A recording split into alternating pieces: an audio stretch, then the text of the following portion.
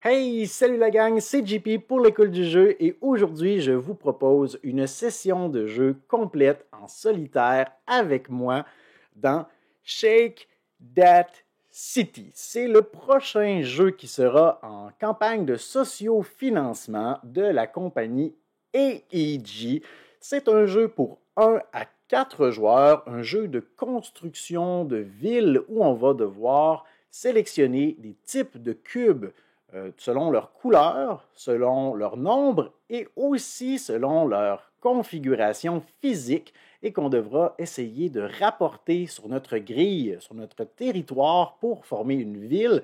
Évidemment, chacun des bâtiments, chacun des types de bâtiments aura sa propre façon de nous rapporter des points. Et pour ce qui est de l'expérience de jeu en solo, il y a quelques petites modifications aux règles qu'on doit apporter. Alors aujourd'hui, je vous montre une partie en solitaire. J'espère piquer votre curiosité et je vous reviendrai un peu plus tard dans une seconde vidéo pour vous partager les règles pour ce qui est des parties en multijoueur.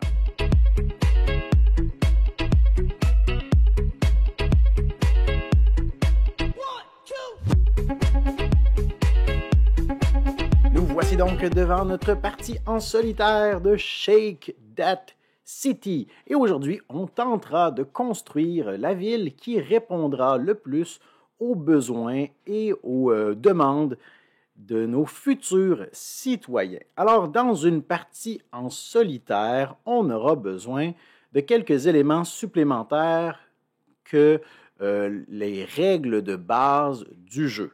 Alors, on a 3 façons de jouer à Shake That City. On a la version familiale, on a la version normale, on a la version avancée qui va introduire ces chantiers de construction. Donc, lorsqu'on joue en solitaire, on doit absolument jouer avec la variante avancée, avec les chantiers de construction. Une partie se déroule en 15 manches, 15 tours de jeu. Donc, 15 fois durant la partie, on aura à choisir parmi les cubes qui seront disposés devant nous d'une façon un peu, disons-le, ingénieuse. On reverra ça dans quelques instants. Mais avant de commencer, on a quelques éléments de mise en place à finaliser. Premièrement, on doit déterminer quelles sont les demandes ou les besoins des citoyens. Alors, on a des tuiles objectifs à disposer tout le tour de notre plateau individuel qui, d'ailleurs, durant la mise en place, lorsqu'on joue en solitaire ou en multijoueur, tous les joueurs doivent s'entendre sur le côté à utiliser. Alors, j'ai décidé d'utiliser le côté standard de base, mais il serait possible également d'utiliser le bord de la plage, donc de l'autre côté. Mais allons-y pour une configuration standard pour aujourd'hui. On aura donc une demande qui va toujours être pareille d'une partie à l'autre, c'est-à-dire que les citoyens veulent de la variété, donc 2 bâtiments de chaque type, et par la suite, nous avons 6 demandes, 6 tuiles objectifs que nous allons mélanger, tout simplement. Et après ça, on va les disposer sur la partie nord et ouest de notre future ville. Alors, plaçons celle-ci au nord, celle-ci au nord encore une fois, celle-ci à l'ouest, celle-ci au nord, et les 2 autres, pourquoi pas, à l'ouest encore une fois. Donc, nous avons nos objectifs juste ici. On veut avoir de la variété, donc 2 bâtiments de chaque type. Il existe 5 types de bâtiments. On veut ici avoir un quartier qui est rempli de tuiles et vous allez remarquer que cette demande survient 6 fois à 6 emplacements différents. Donc, on veut remplir ces quartiers. Et pour ce qui est des quartiers qui sont juste ici, eh bien, on a des demandes. Ici, on veut au moins 4 commerces, au moins 4 routes, 4 parcs, 4 usines, 4 résidences et ici 4 bâtiments de types différents. Alors, on remarque également qu'on a des types de terrains différents. On a donc le centre du plateau ici qui représente un peu comme un terrain surélevé, plus prisé pour les commerces, surtout le centre-ville.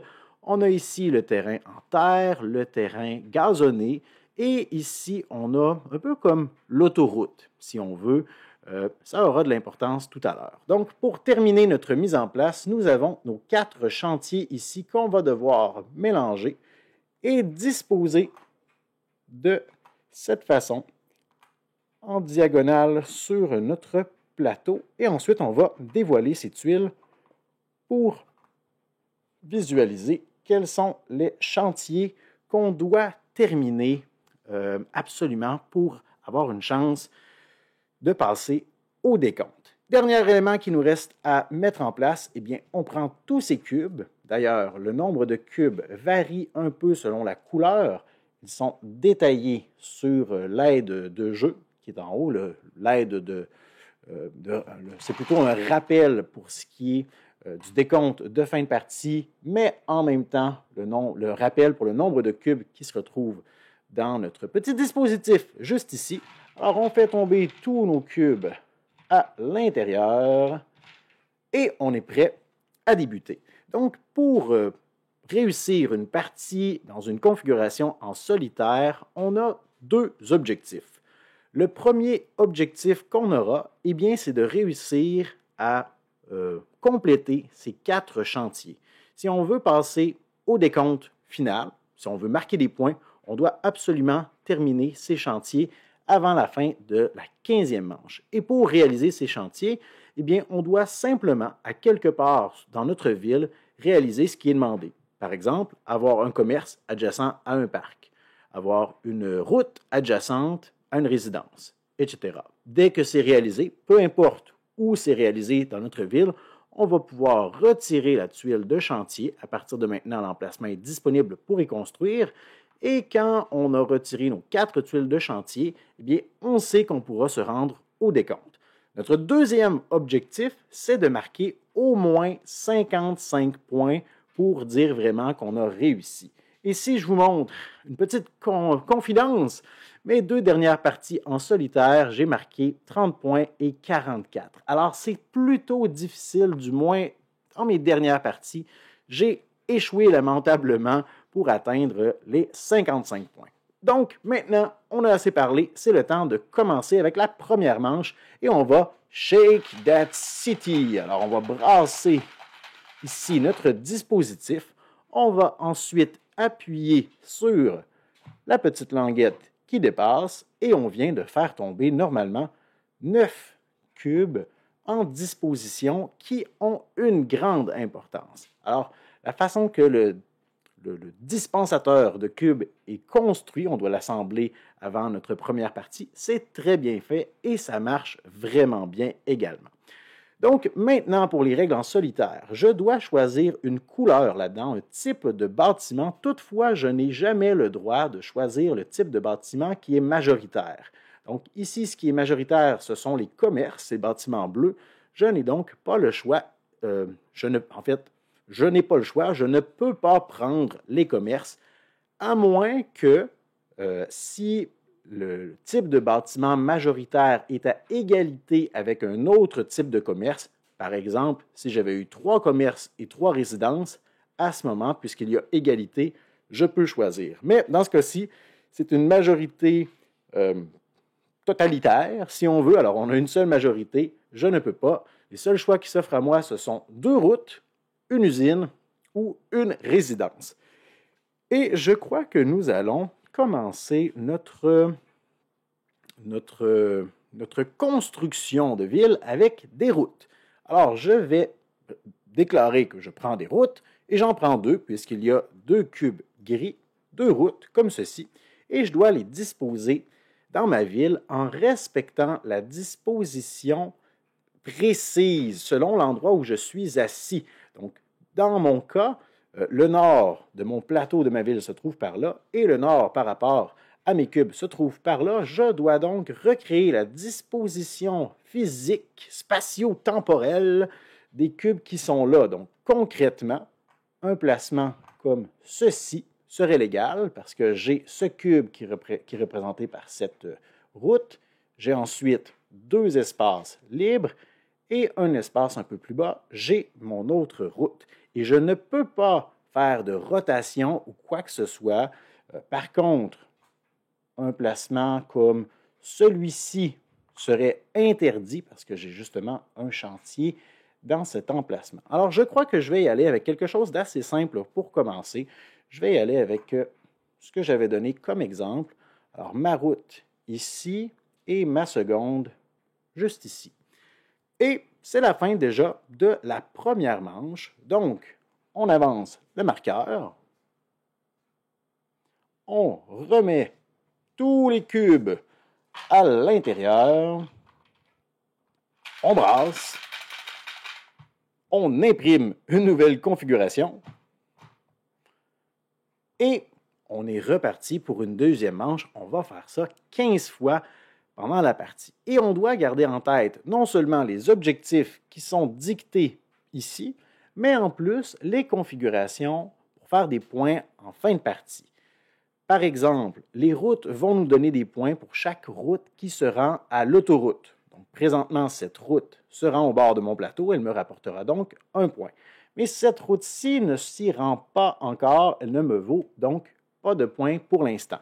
Les parcs vont nous donner des points s'ils sont adjacents à des résidences et ou des usines. Alors, les parcs, c'est agréable pour les familles lorsqu'ils sont en proximité des résidences. Et en même temps, eh bien, la beauté des parcs nous fait oublier la pollution des usines. Alors, lorsqu'ils sont à proximité, c'est comme s'ils s'annulaient l'un et l'autre.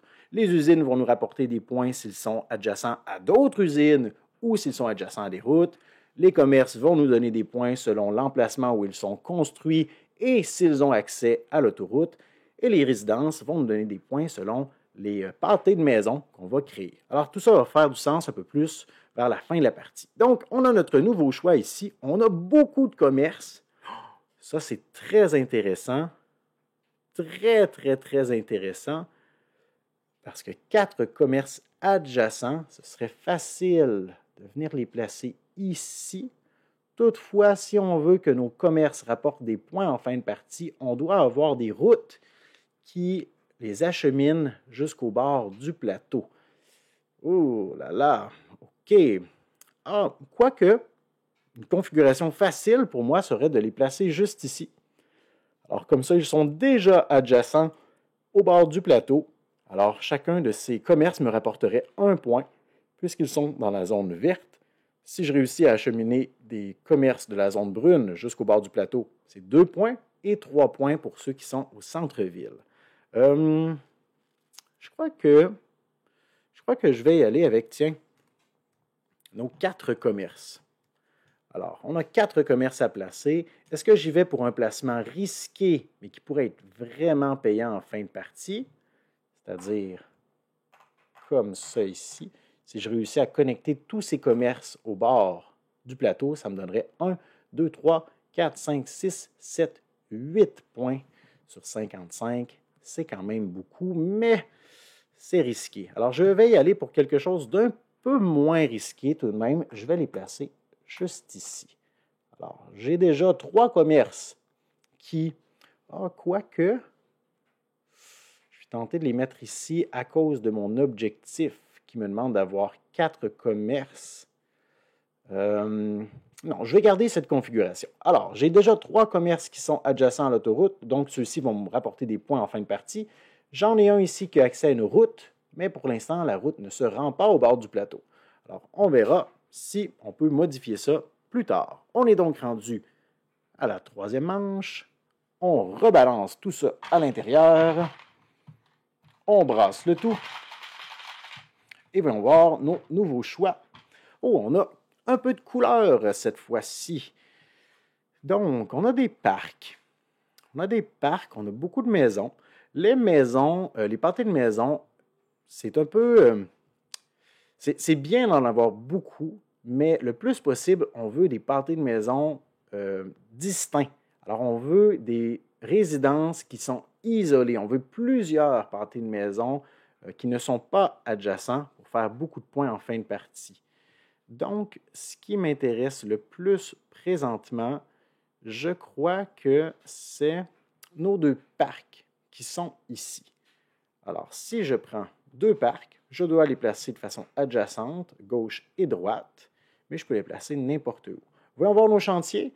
On nous demande d'avoir un parc adjacent à une route, donc on pourrait mettre ça ici, ou un commerce adjacent à un parc.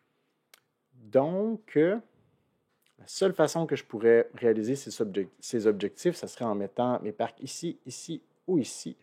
Et les parcs vont me donner des points selon s'ils sont adjacents à des résidences ou avec des usines.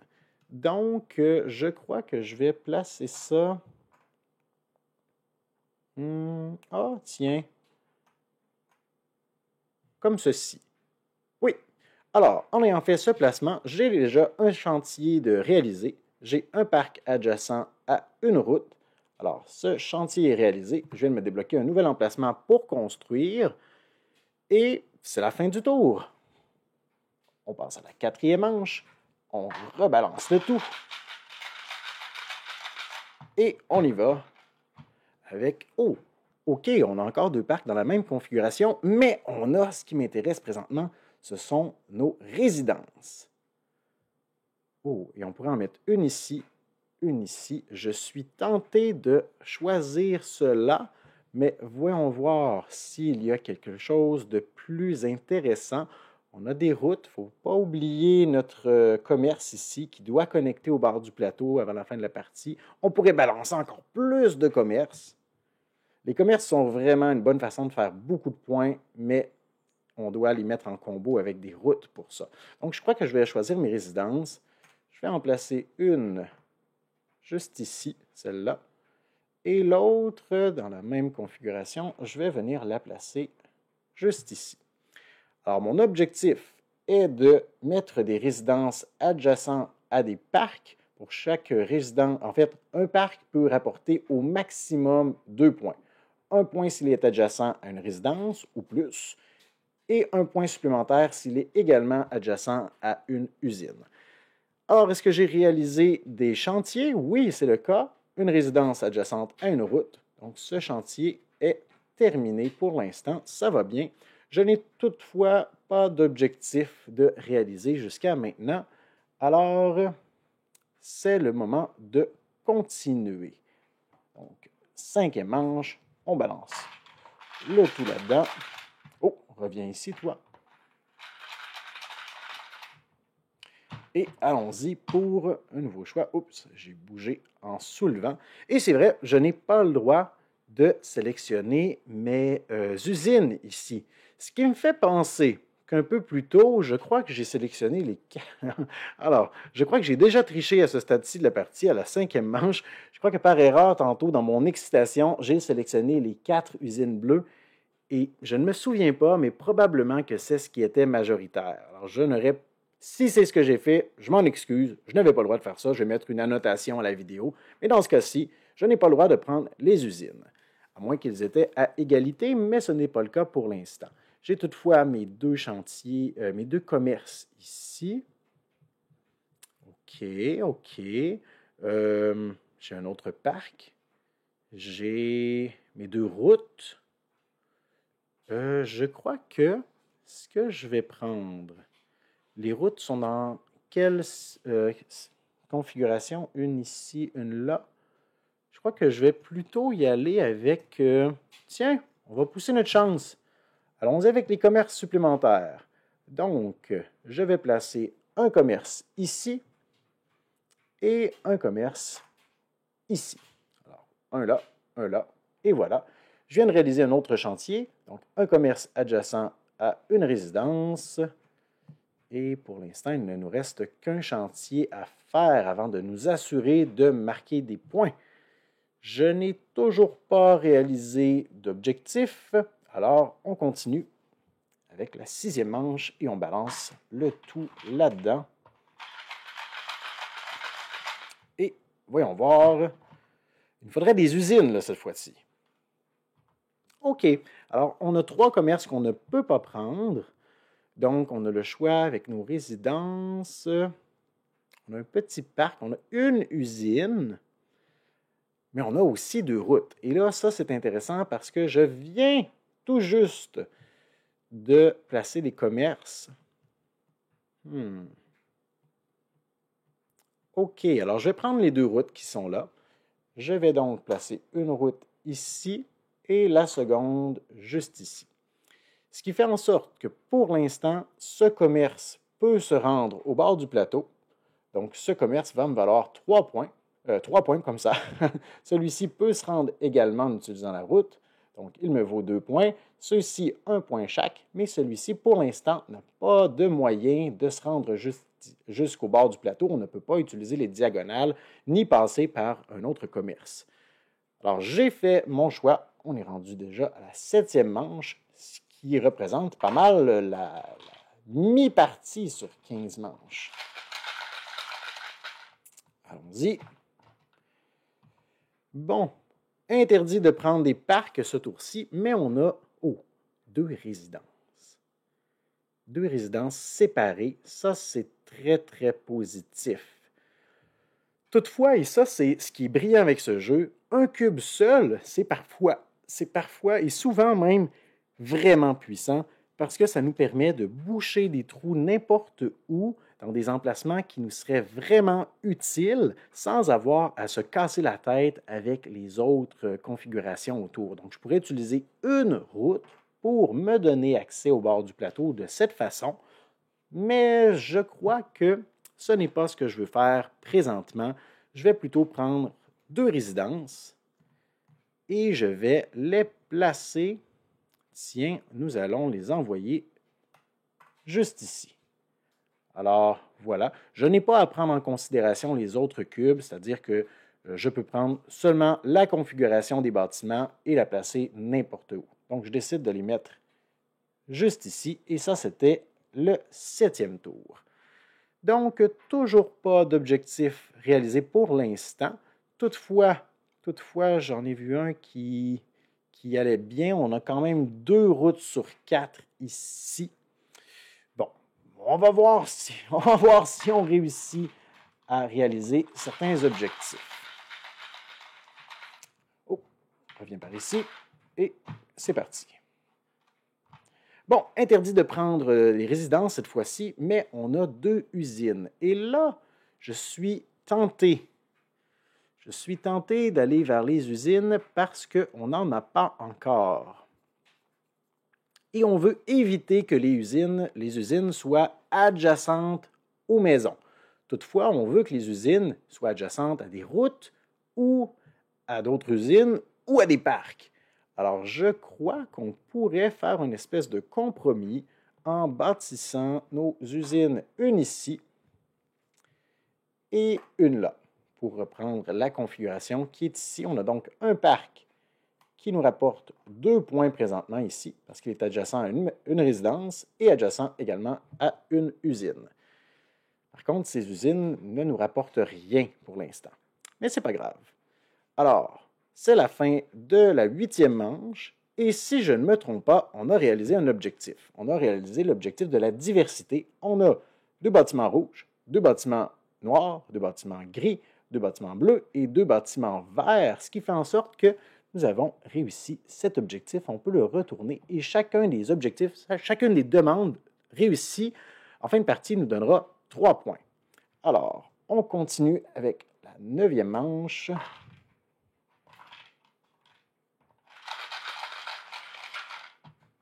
Et c'est parti.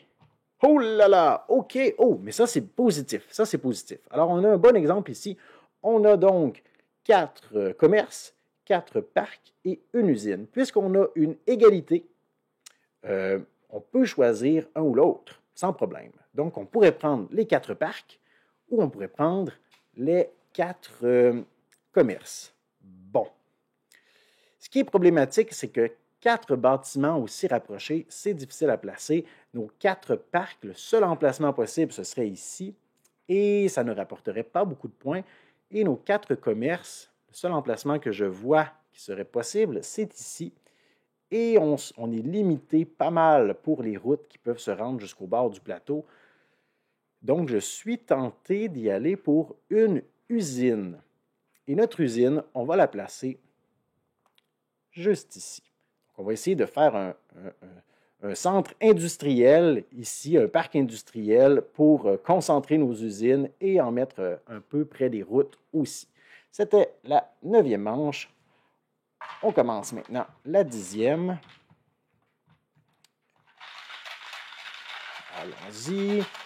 Qu'est-ce que notre dispensateur de cubes nous réserve cette fois-ci? Oh, il nous manque un cube. Alors, je n'ai pas appuyé jusqu'au fond. C'est pas catastrophique. On recommence tout simplement. C'est pas plus long.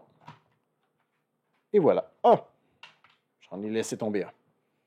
Alors, c'est ce qui arrive quand on soulève un peu trop vite en n'ayant pas fait se placer la petite languette.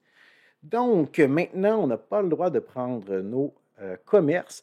Et là, les commerces, on doit les tenir à l'œil parce qu'on a toujours un chantier ici qui n'est pas réalisé. Il nous manque un chantier, non, il nous manque un commerce adjacent à un parc. Donc, on pourrait prendre les deux parcs qui sont là. On pourrait. Et on pourrait essayer de les placer adjacents à notre commerce qui est ici.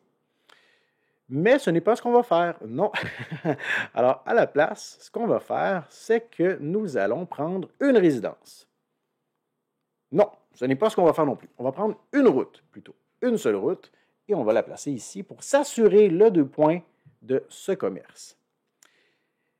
Et ce faisant, on vient de s'assurer de ne pas réaliser l'objectif ici, qui était d'avoir 4 résidences dans la même ligne. Mais ce n'est pas grave, car chaque tuile offre 2 objectifs, soit une demande pour un type de bâtiment ou 6 bâtiments dans la même ligne. Et on a presque réussi celui-ci. Alors, c'est terminé pour la 10e manche. On entame la 11e.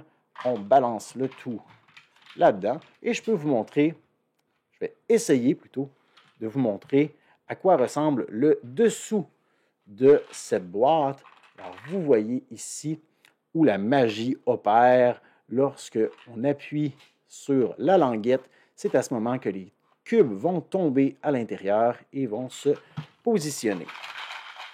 Alors, voyons voir ce qu'on a pour notre 11e tour. Oh là là! On oublie les résidences, mais on a 2 commerces qui sont impossibles à placer près des parcs. Oh non, est-ce qu'on a attendu trop longtemps? On a 2 usines qu'il est impossible de placer sans être adjacent à une résidence. Et en fait, si on place une usine adjacente à une résidence, on ne perd pas de points, mais en fait, oui, on perd les points que la résidence nous rapporterait habituellement. Donc, je suis tenté d'opter pour une route, tout simplement. Encore une fois, on va prendre une route et on va la mettre juste ici. Et on va se croiser les doigts pour que la 12e manche nous offre peut-être 1 ou 2 parcs. Ouais, 1 ou 2 parcs, ça serait bien, là. Ça nous donnerait un peu de flexibilité.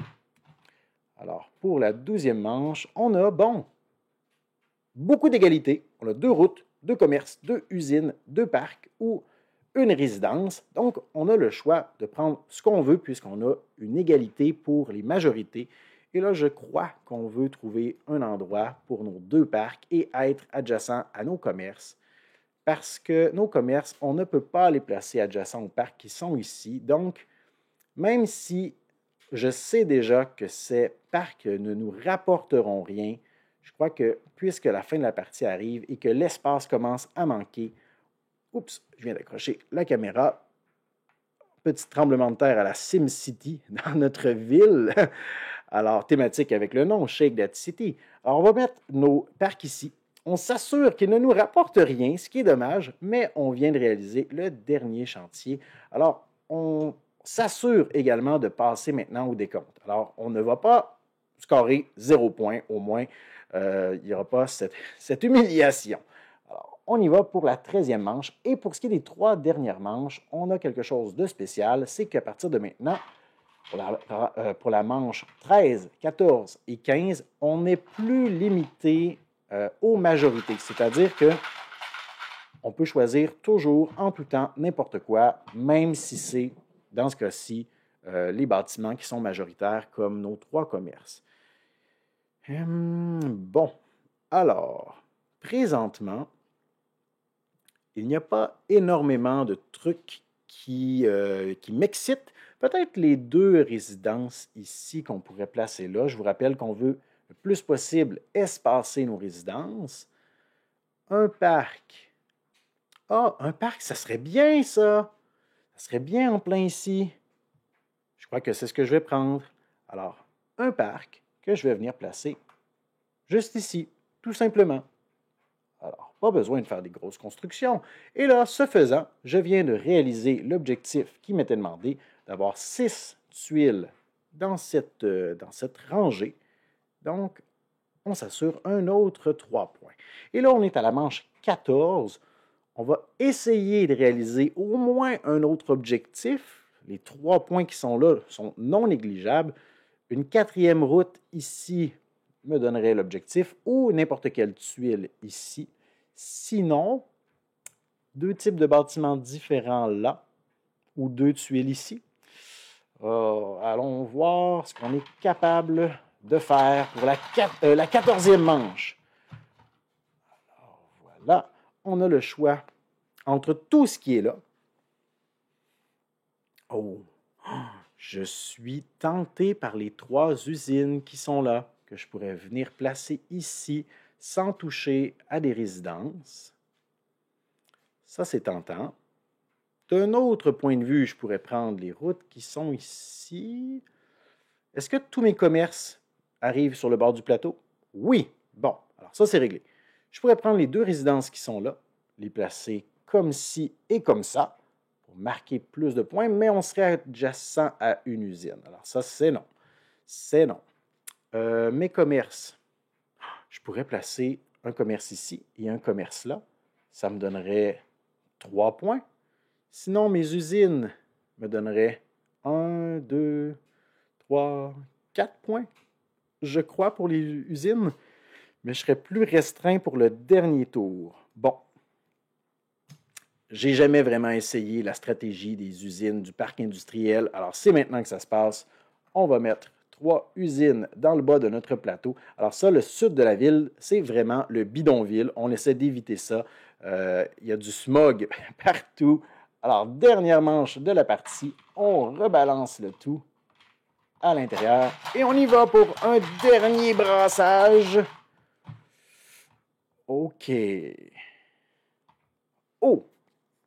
Alors, 4 parcs qu'on ne peut pas placer. 2 commerces qu'on ne peut pas placer non plus. Alors, on a le choix entre les 2 résidences ou la route. La route pourrait nous donner au maximum 1 point. Bon, pourrait nous donner quelques points aussi si on la place adjacente à une usine. Donc, potentiellement 2 points maximum. Nos pâtés de maison aussi, c'est le même principe. Alors, je crois que... Oh! Et on a un objectif qui est réalisé ici, mesdames et messieurs. Alors, regardons plutôt, c'est vrai, nos objectifs.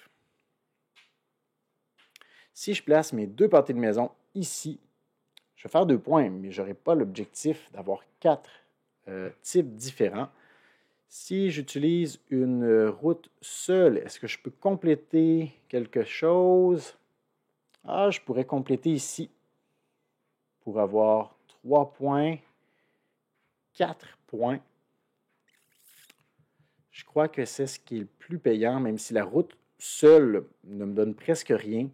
Grâce à l'objectif, elle me donnerait un total de 4 points. Alors, c'est ce que je vais prendre. Tiens, alors je vais, non, pas le cube, mais bien la route. Alors, je vais placer la route juste ici et ça complète ma demande spéciale. Je retourne ceci. Je viens de créer un ouragan dans ma ville. Et voilà, c'est la fin de la 15e manche. Alors, on va pouvoir approcher notre petit calepin pour comptabiliser nos points.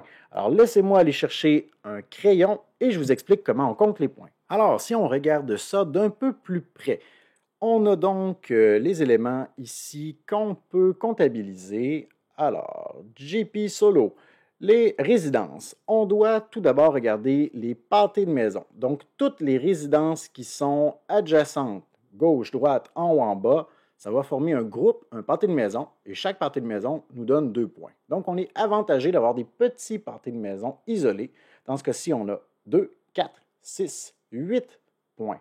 Si nous avions un pâté de maison adjacent à une usine, tout le pâté de maison nous vaut 0 points. Alors, vous voyez comment c'est à éviter.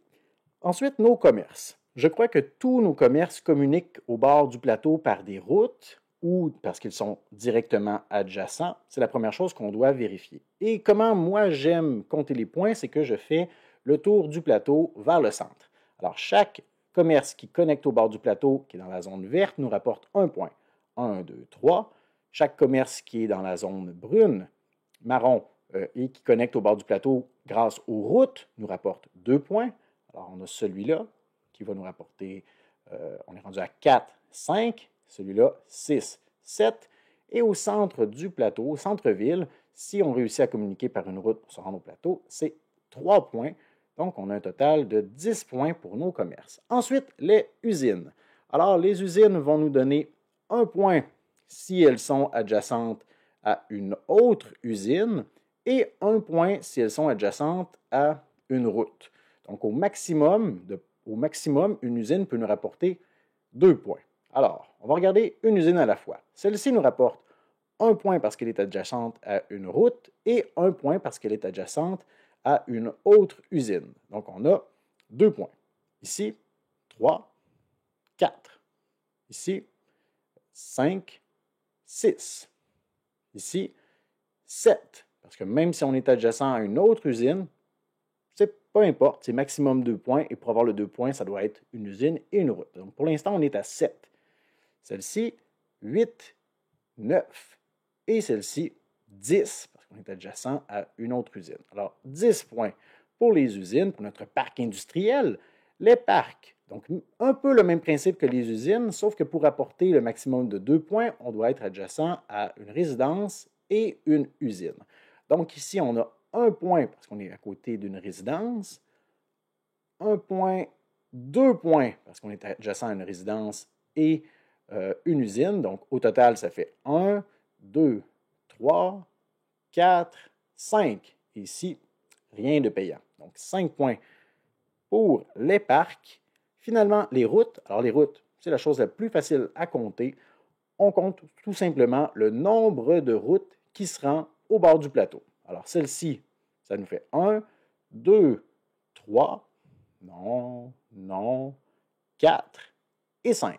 Alors, 5 points pour les routes, 3 points par objectif réussi. Et là, c'est le moment de valider si on a d'autres objectifs qu'on a oubliés. Ce n'est pas le cas. Alors, ça nous fait 12 points. Alors, si on totalise tout ça, ça nous fait 20, 30... qu'est-ce que je viens de dire? 20, 30, 40, 50! Oh! Oh non! Alors, 50 points, c'est tout de même mon record personnel, mais pour entrer dans le Hall of Fame, on devait marquer 55 points et plus. Alors, c'est un échec pour notre partie en solitaire, même si on a réussi à compter quelques points. Alors voilà pour ce qui était de notre échec cuisant dans notre partie de Shake That City. J'espère que vous avez apprécié la partie autant que moi. Comme vous le constatez, je crois que la vidéo au total va faire environ peut-être 35-40 minutes.